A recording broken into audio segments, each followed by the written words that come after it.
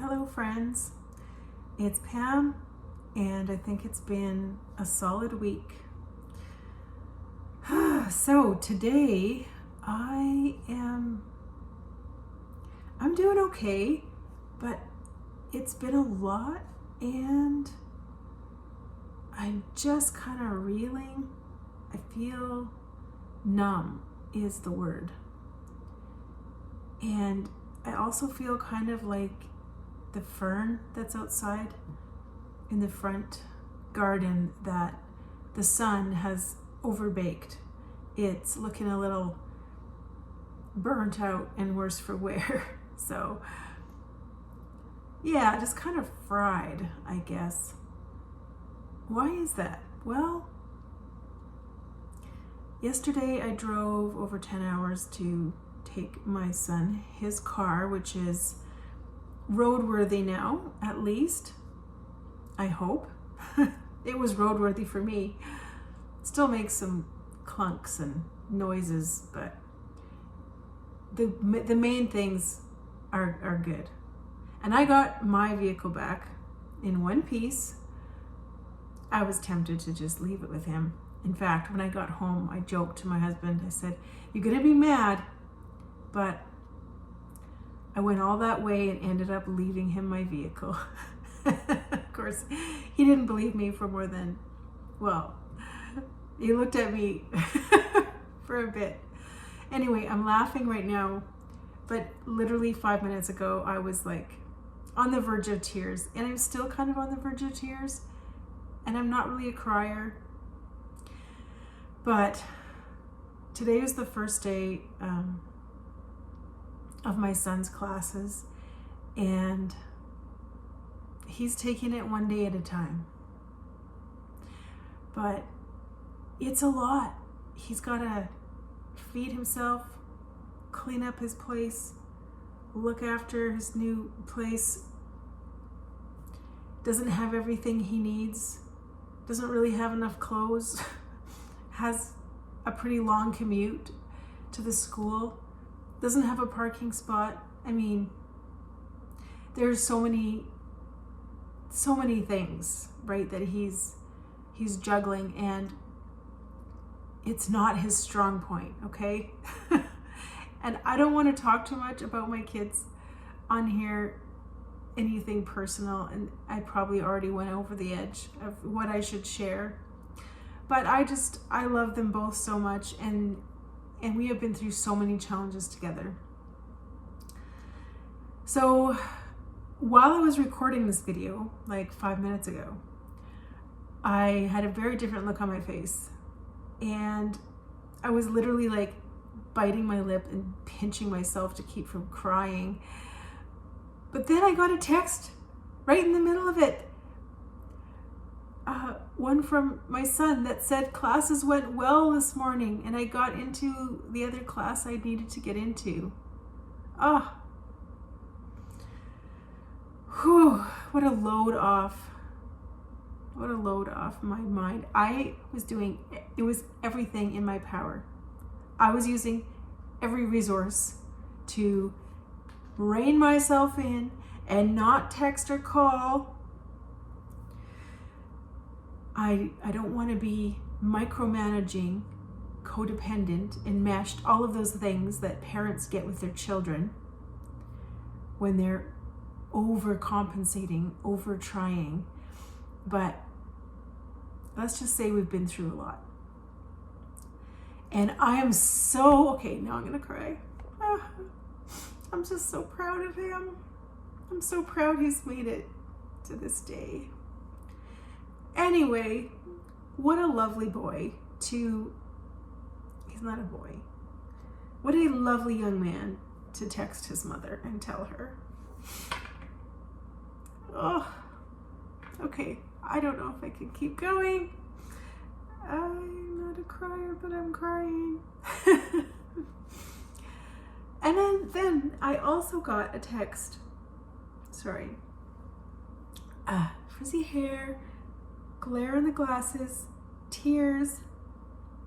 Man, this is a doozy. I also got a text just before that from my daughter This is the other reason that I'm all teary today. My daughter left this morning for a big move. I don't know if it's going to be a long move, but it could be the start of a totally new chapter for work and life for her and living situation. And she drove, completely out of the province. She's got a long drive today. So we were up early. I got her some breakfast made and packed some last minute things and got her out the door. Oops, sorry. I just had to hit something there on the phone. So it has just been a day, and I am sitting here alone in my house. I'm so glad I don't have any music lessons to do today. I made sure of that. On Mondays are the worst for trying to do lessons because there's always a holiday, and so it just makes it hard. You always have to reschedule things. Anyway, I'm looking down at my little red book that I've been writing some notes in, and what did I say? I think I've said everything. Just praying protection over both of my kids, especially as they're driving, right? In busy situations. My daughter's on a busy highway, and I just pray protection over her. The house is kind of cluttered from everyone's hasty arrival and leaving, and my son moving last week. And I am just, my heart is full, but I'm also like, wow, I've been so busy, and now they're gone, and now what, right? Well, I have lots to do. I have these lessons going on, and last week they went fairly well. You'd be happy to know this week I have more of them, and I'm also hoping to start subbing in the schools if I can get the energy on Mondays and Fridays at least once in a while. And I also have a journalism course that I am putting together for a school that I used to work at. And I'm teaching a creative writing course, or at least I designed the course and now I'm marking it for another online student. So I have a lot of irons in the fire. It feels a little bit scattered, and all of my attention and focus has been on my young adult children the last long time here, right? It's been a lot of moving parts, literally. Anyway, sorry about the glare on my glasses. I have the type of prescription that if I take these suckers off, I won't be able to see anything. So I'll have to find a solution, but anyway, I just wanted to update you. This is like such a messy video, but I wanted you to see like the real situation, and I'm so glad that I'm smiling now because I had such a tragic look on my face in the last video that I stopped. Oh boy. I don't really have a deep thought. Well, I do. Of course I do. I have deep thoughts.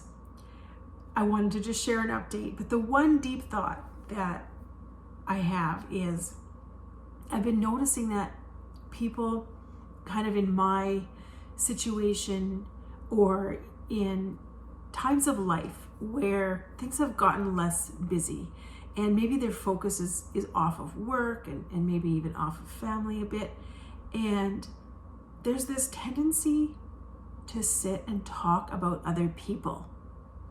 And I don't want to be that person. I don't want to be like, the first thing I do in the morning is call somebody and talk about, other people or even what's going on in the world.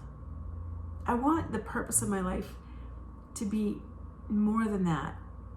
I care about people. I want to talk to people, but not about trite things, and definitely not about other people, right?